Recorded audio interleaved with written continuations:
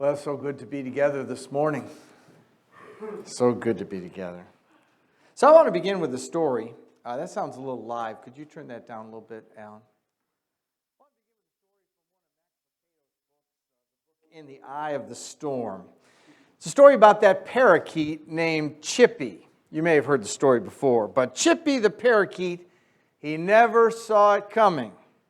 1 second, he's just peacefully perched right there in his cage, and the next moment, he's sucked in and washed up and blown over. Well, the problem began when Chippy's owner decided to clean out his cage using a vacuum cleaner. To clean out the bottom of the cage, right? Well, put the vacuum cleaner on, start to clean out the bottom of the cage, but then the phone rings.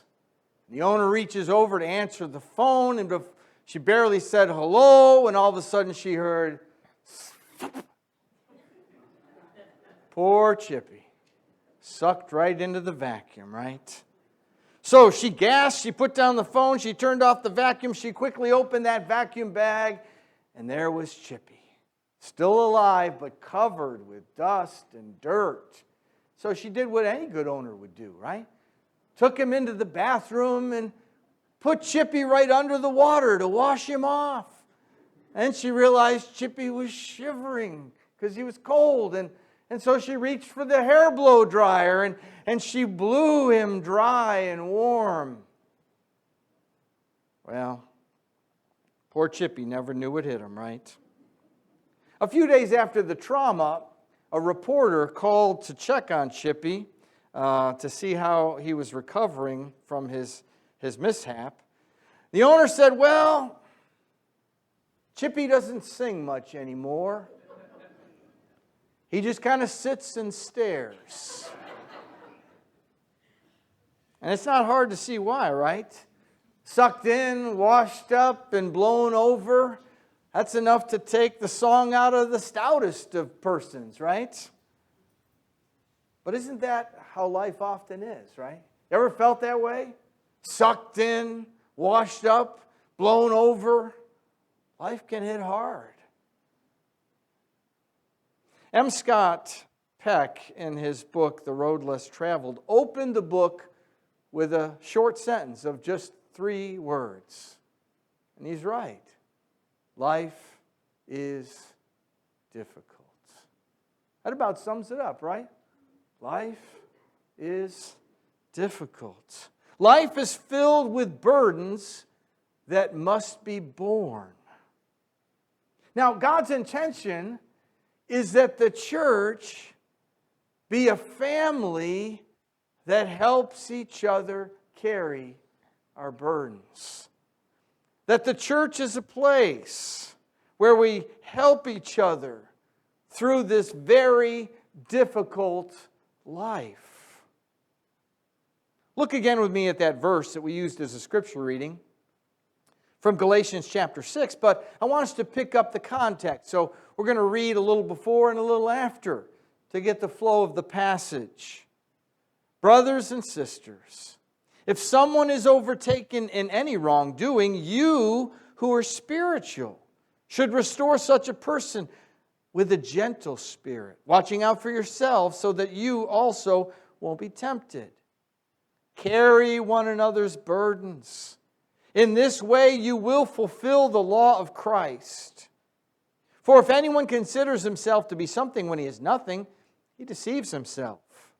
Let each person examine his own work, and then he can take pride in himself alone and not compare himself with someone else. For each person will have to carry his own load.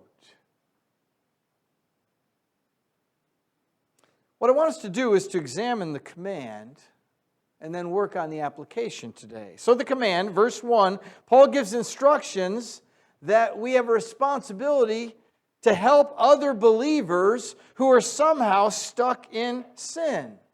We're to come alongside them and we're to help them with that. Make sure we don't get caught in it, right? But to help them and to do it with a spirit of gentleness. Not a spirit of harshness or haughtiness or anything like that.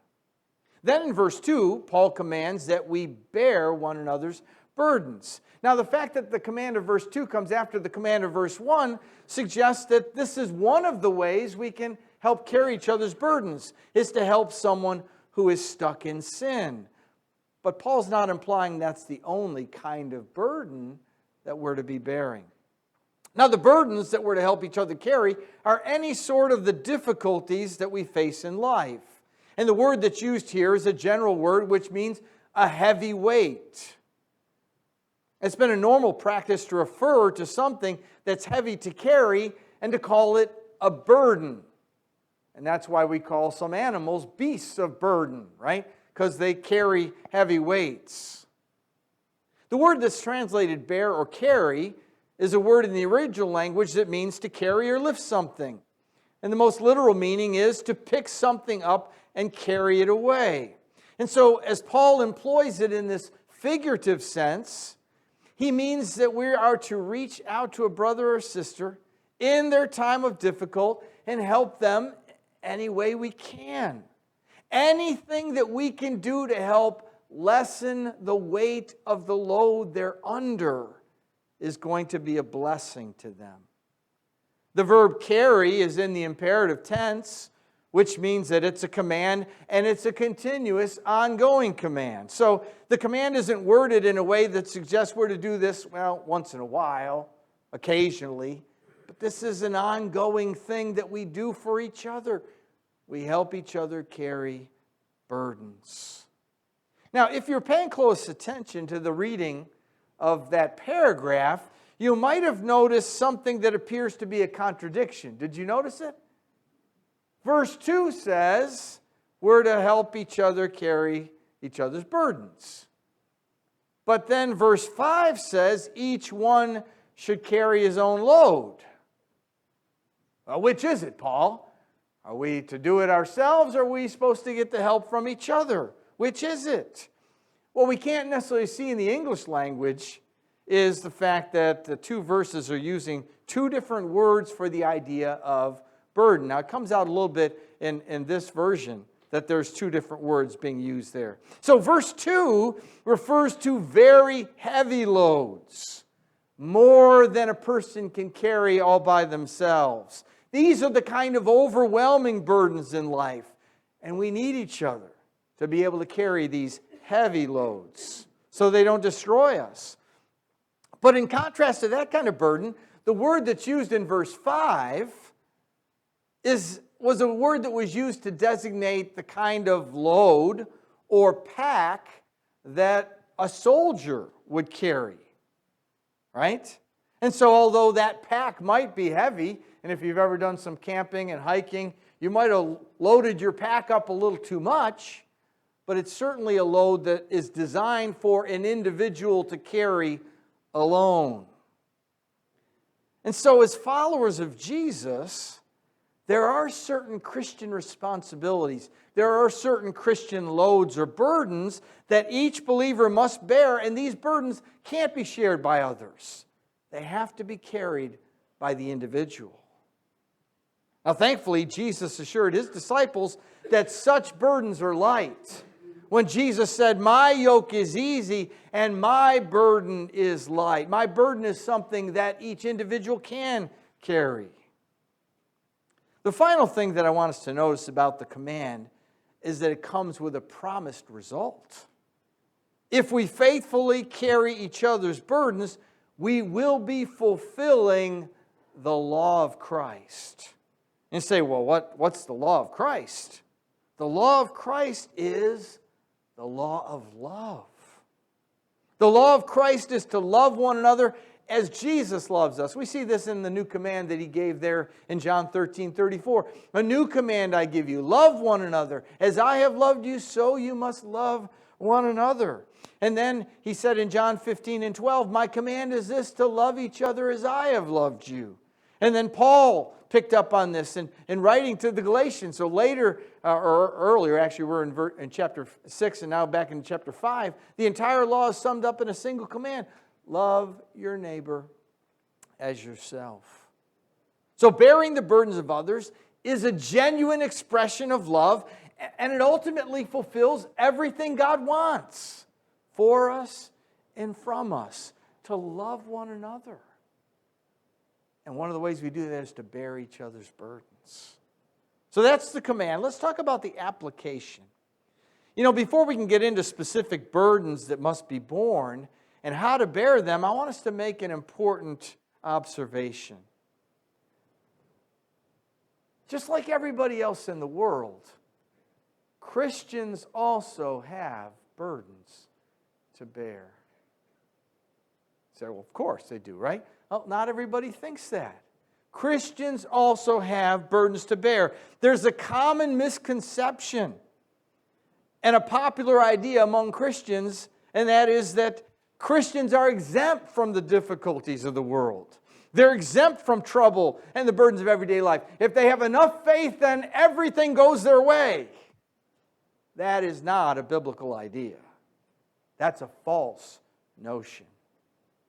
The Bible is clear about the fact that Christians also will face difficulties. They will have burdens to bear. And some of them are directly related to following Christ, and others of them are just because they're human beings living in this fallen world.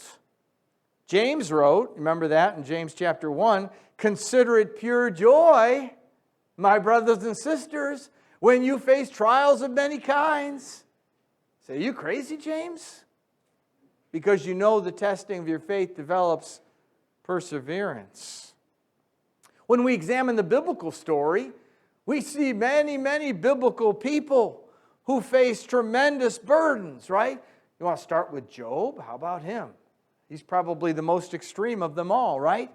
But what about Abraham and Sarah and their struggle with childlessness? Or what about Joseph being sold by his own brothers into slavery and ending up in prison? Or how about Naomi and Ruth who lost their husbands? Or how about the Apostle Paul and his thorn in the flesh? And the list could go on and on and on. Christians also have burdens to bear.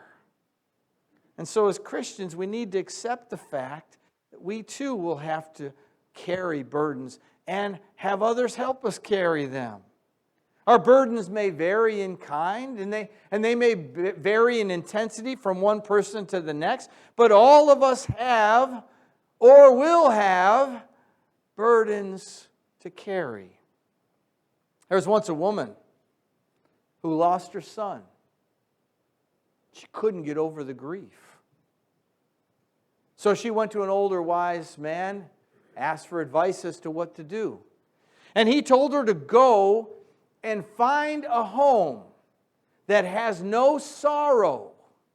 And if you find a home that has no sorrow, get a mustard seed from that home and bring it to me, and I will restore your son to you. Well, as you can imagine, she went on a search, right? From home to home to home to find a home that had no sorrow. She returned to the wise man and she said, "I've been so selfish in my grief. I've discovered that sorrow is common to every home." I want us to look around the congregation today. You can do that. Just kind of glance around. Or think about people who are part of our congregation who may not even be here this morning. Let's understand that all of us have burdens to bear. That there is some kind of heartache in every single person's life. No one's exempt from it. Not us Christians either. What are some of the kinds of burdens that we may need help bearing? Well, certainly there's the burden of sorrow and grief, right? There's the burden of sickness and aging. There's the burden of emotional difficulties, emotional scars of the past. There's the burden of a difficult marriage or a failed marriage. There's the burden of children with special needs or children with rebellious spirits. There's the burden of unemployment There's the burden of underemployment. There's the burden of the consequences of lawlessness and sin and foolishness. These are just a few of the many kinds of burdens that people may need help carrying. So now that we know that God wants us to help each other carry our burdens, the question is how? How do we do it? And once you or I have a heart that's willing to help carry the burdens of others, then two very important things are required to be able to bear the burdens of others. And first of all, we have to know that the person has a burden, right? How can we carry their burden if we don't know they have a burden? But secondly, the person with the burden has to be willing to allow us to help them carry that burden, right? So how do we discover that someone has a burden that needs assistance bearing it? Well, I think the responsibility for discovery is on both persons' parts. The person who is interested in helping and the person who has the burden. If the person needing the help isn't open and honest enough about their struggle, then they may struggle in silence and all alone, right? But on the other hand, if the person who's willing to help isn't observant enough or isn't interested enough, then they won't notice when someone's struggling, even if that person tries to tell them they're struggling.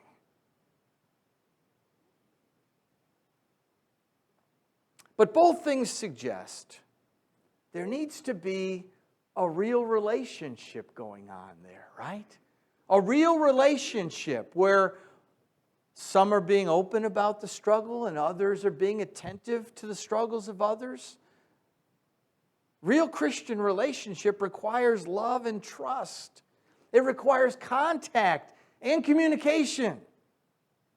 But once it's clear there is a burden that someone has that's too heavy to carry alone, and there's a person who's willing to help carry the burden, then the person with the burden has to be willing to let them help. Why is it that oftentimes when we're in need, we're not willing to let others help us carry our burdens? Why is that? Well, often the reason is pride, right? Pride gets in the way. Pride causes us to think that we have to bear it alone, or causes us to be embarrassed to allow someone else to know about it and carry it with us. But I think sometimes another reason is a misunderstanding. A misunderstanding that says our faith in God, our personal faith in God should be enough. If I have enough faith in God, then I should be able to carry this by myself. And God expects me to carry it by myself. After all, doesn't the Bible say that we should cast our cares upon the Lord? Yeah, it says that, right? Psalm 55:22, cast your cares on the Lord, and He will sustain you. He will never let the righteous fall. 1 Peter 5:7, cast all your anxiety on Him because He cares for you. So yes, we should take these verses seriously. We should cast our cares on the Lord, and we should trust that God will help us with all of our cares. But we should also recognize that God often uses people as His agents to help carry burdens. In other words, God helps us carry our burdens through His people. And this is what Paul said happened in his own life. He said, for when we came to Macedonia, this body of ours had no rest. We were harassed at every turn, conflicts on the outside, fears within, but God, who comforts the downcast, comforted us by the coming of Titus. And not only by his coming, but also by the comfort you had given him. He told us about your longing for me, your deep sorrow, your ardent concern for me, so that my joy was greater than ever. See, you hear what Paul's saying there? Paul's saying, God sent me comfort. God comforted me. God lifted my burden. But how did God do it? He did it by sending Titus. But not only by Titus and Titus's presence with Paul, but the message that Titus brought from the Corinthians about their care and their concern for Paul. And it helped lift Paul's burden. Ultimately, we are God's eyes and ears, right? We are God's hands and feet to help lift the burdens of others. So let's be sure we're cultivating relationships that are close enough where we feel comfortable enough to share our burdens with others and allow others to know what we're struggling with. And let's love each other enough to want to help those who are burdened when we know they're burdened. And then let's be humble enough to be willing to receive the loving assistance of others who offer it. Now, 2 weeks ago, I drew our attention to the movie Lord of the Rings, or Fellowship of the Rings, actually. And I mentioned one of the things I appreciated most about the movie is that camaraderie that went with these guys, right? You know, Frodo was the main character, and he had this important mission, and he called his friends to help him with it, right? That evil ring that had to be destroyed. Now, the journey had been long and arduous, right? Many of them didn't make it through the rest of the journey. They fell along the way.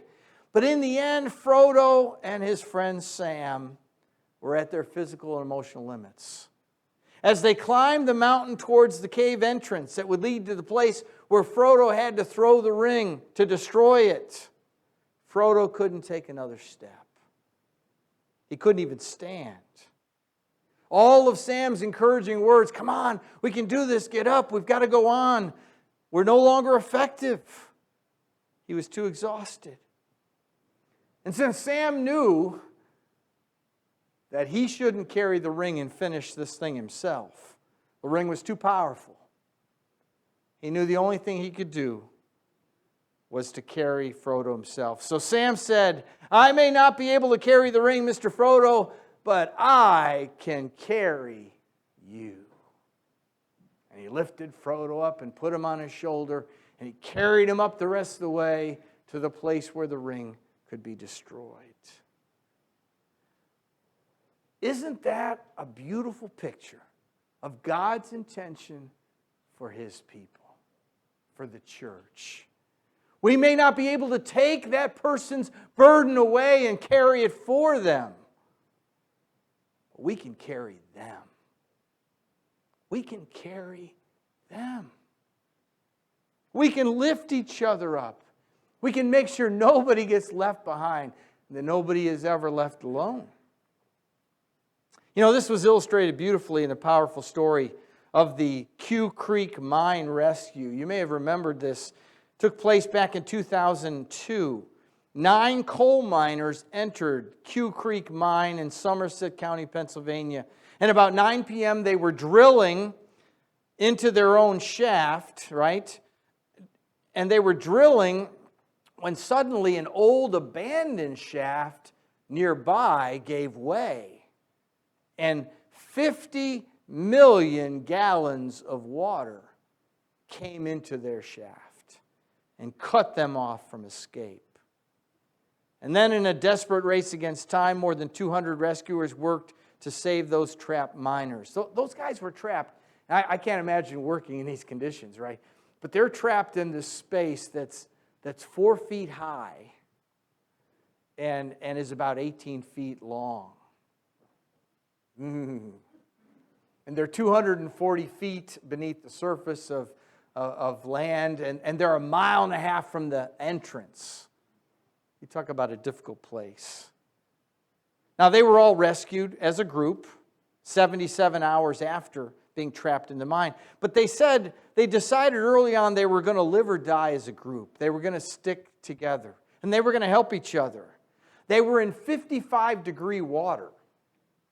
So one of the issues, right, was hypothermia.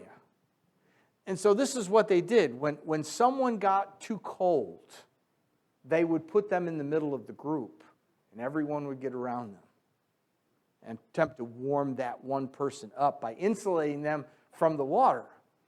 And when they were warm enough, it was somebody else's turn. And so they would just take turns, being the ones on the outside closest to the cold water, and taking turns being the one on the inside. A miner named Harry Mayhew said, everybody had strong moments, but any certain time, maybe one guy got down, and then the rest pulled together. And then the guy would get back up, and maybe someone else would feel weaker. It was a team effort. It was the only way it could have been. But what a great description of the way we carry each other's burdens. There are times when somebody's up and somebody's down. And when the up person's up and the other person's down, you lift them up. But as life goes, before long, it's going to change. And the down person's going to be up, and the up person's going to be down. So we take turns carrying each other's burdens. How can we bear one another's burdens? Number one, we can hold each other up in prayer, which is what we talked about last week, right? Pray for one another. Number two, we can offer a listening ear or a shoulder to cry on. Number three, we can offer hopeful and encouraging words. Number four, we can look for simple, practical ways to help. If they're isolated, go to them, right? They're shut in, they're at the hospital, make a visit. See if there's something you can do. Look for ways to help those who are advanced in age. Look for ways to help those who have young families or have families with special needs. Look for those who are struggling emotionally, socially, financially. But most importantly, we can just be present.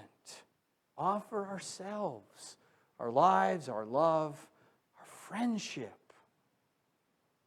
I want to end with an old song. Younger ones here probably have never even heard this song. Some of you old folks maybe haven't heard it in a long time. When you get home, look it up on Google or YouTube, right? The song, He Ain't Heavy, He's My Brother, was a hit single for the Hollies, 1969. And then Neil Diamond did a version of it in 1970 and did pretty well with it. But here are the words to this song. The road is long, with many a winding turn that leads us to who knows where. But I'm strong enough to carry him. He ain't heavy, he's my brother. So on we go. His welfare is my concern. No burden is he to bear. We'll get there, for I know he would not encumber me. He ain't heavy, he's my brother. And if I'm laden at all, I'm laden with sadness that everyone's heart isn't filled with the gladness of love for one another. It's a long, long road from which there is no return. While we're on our way to there, why not share? And the load, it doesn't weigh me down at all. He ain't heavy. He's my brother. He's my brother. He ain't heavy. He's my brother. You didn't come to hear me sing, so I won't sing anymore. I hope and pray that will be our sentiment toward each other. Our brother or sister, they're not heavy. They're my brother. They're my sister.